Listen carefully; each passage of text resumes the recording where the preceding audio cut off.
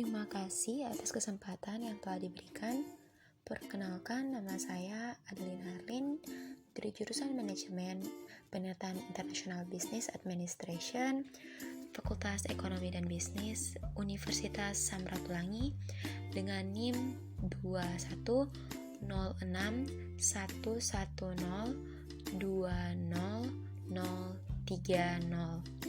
dari kelas IPA 1A. Hari ini saya akan mempresentasikan hasil ulasan buku saya. Jadi buku yang saya ulas berjudul Pengantar Manajemen. Saat ini kita akan masuk di identitas buku. Yang pertama, judul bukunya adalah Manajemen edisi ke-10 jilid pertama yang ditulis oleh Stephen P. Robbins dan Mary Coulter.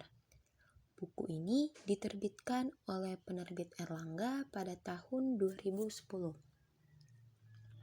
Selanjutnya di bagian orientasi, buku ini ditulis oleh penulis buku teks terlaris seluruh dunia dalam bidang manajemen dan perilaku organisasi.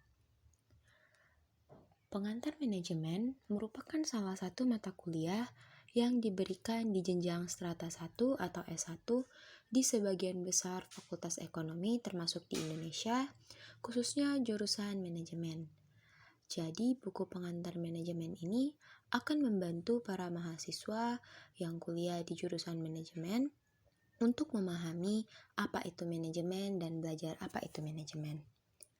Selanjutnya, kita masuk di bagian tafsiran. Setiap kita berbicara tentang sebuah bisnis, organisasi, perusahaan, bahkan kepanitiaan acara di kampung dan lainnya, semua itu merupakan manajemen. Sukses dan gagalnya sebuah organisasi juga bergantung pada bagaimana manajemennya. Manajemen kita kenal dalam 4 proses. Yang pertama, perencanaan atau planning, pengorganisasian atau organizing, penggerakan atau actuating, dan pengendalian atau controlling. Di buku yang berjudul Manajemen edisi ke-10 ini berbicara tentang 3 pokok besar, yaitu mendefinisikan tugas manajer, perencanaan, dan pengorganisasian. Jika kita mungkin memiliki persepsi bahwa buku-buku sejenis ini akan berisi teori-teori yang normatif atau bahkan sulit dipahami tentang manajemen. Agaknya persepsi itu terkikis setelah kita membaca buku ini. Setiap bagian pokok besar sudah terbagi dalam beberapa bab yang dijelaskan secara sistematis. Nah, di bagian pertama ini kita berbicara tentang mendefinisikan tugas seorang manajer. Nah, setelah kita membaca bagian 1 ini, kita akan memiliki pemahaman yang komprehensif tentang apa, mengapa, dan bagaimana manajer dan proses manajemen itu. Di bagian 1 ini terdiri dari 5 bab. Di bab pertama, kita membahas tentang pengantar manajemen dan organisasi. Sedangkan di bab 2, kita membahas mengenai sejarah manajemen. Dan di bab 3, kita akan diajak untuk memahami budaya dan lingkungan organisasi.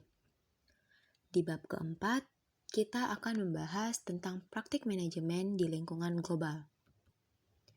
Dan pada bab terakhir dalam bagian 1, kita akan mempelajari mengenai tanggung jawab sosial dan etika manajerial. Sedangkan di bagian kedua dalam buku ini, kita akan membahas mengenai perencanaan. Nah, ada 3 bab yang akan dibahas di bagian 2 ini, yaitu manajer sebagai pembuat keputusan, dasar-dasar perencanaan, dan manajemen strategik. Saat kita membaca buku ini, kita akan memahami perencanaan secara utuh dan cukup detail. Kita akan dibuat tersadar dulu bahwa manajer itu pembuat keputusan. Lalu ditunjukkan tentang proses pembuatan keputusan, jenis keputusan, dan gaya pembuatan keputusan. Di dasar-dasar perencanaan, kita akan menemui pembahasan yang komprehensif mengenai perencanaan, mulai dari definisi, mengapa manajer harus membuat perencanaan, jenis tujuan dan rencana, bagaimana menetapkan tujuan, dan masalah-masalah yang biasa terjadi dalam perencanaan. Setelah perencanaan dibahas tuntas, buku ini melanjutkan pembahasannya ke pengorganisasian dalam 3 bab, yaitu struktur dan desain organisasi, mengelola sumber daya manusia, dan mengelola tim. Alurnya adalah memahami dulu konsep dasar pengorganisasian, baru kemudian spesifik ke bagaimana mengelola sumber daya manusia secara umum dan mengelola tim kerja. Di bab struktur dan desain organisasi, poin pentingnya ada di perancangan struktur organisasi yang layak sehingga membahas tentang keputusan-keputusan yang dilibatkan dalam perencanaan struktur ini. Mengelola sumber daya manusia, titik tekannya lebih kepada pemilihan, pengelolaan, dan pengembangan sumber daya manusia agar rencana yang ditetapkan bisa dijalankan dengan baik. Selanjutnya, di bagian evaluasi, buku ini membahas mengenai tugas manajer, perencanaan, dan pengorganisasian. Tiap bab dalam buku ini selalu dilengkapi peraga berupa tabel, ilustrasi, gambar, atau skema yang bisa mempertajam penjelasan. Buku ini juga kayak contoh dan realistis manajemen yang diambil dari perusahaan-perusahaan bisnis di berbagai negara. Keunggulan lainnya terletak di diksi yang begitu mengalir dan mudah dipahami. Selain itu, tidak banyak ditemukan istilah-istilah yang rumit atau asing, sehingga membuat buku ini pas untuk dijadikan sebagai referensi atau bahan ajar. Selanjutnya, kita masuk kepada bagian rangkuman.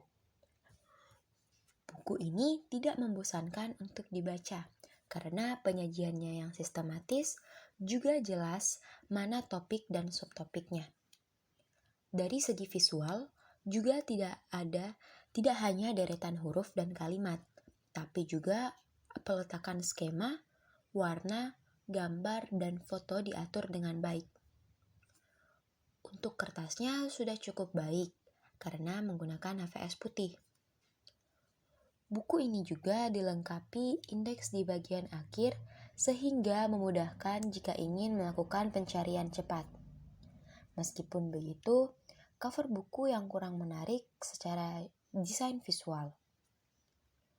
Namun, hal tersebut tidak dapat disebut sebagai suatu kekurangan karena pada akhirnya buku ini sangat direkomendasikan untuk akademisi, praktisi manajemen, mahasiswa jurusan manajemen dan bisnis, pengamat manajemen, calon manajer, bahkan manajer yang sedang bertugas.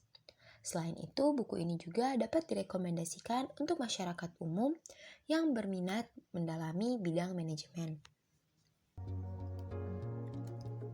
Sekian ulasan buku yang dapat saya sampaikan. Terima kasih banyak. Mohon maaf bila ada pengucapan yang kurang berkenan.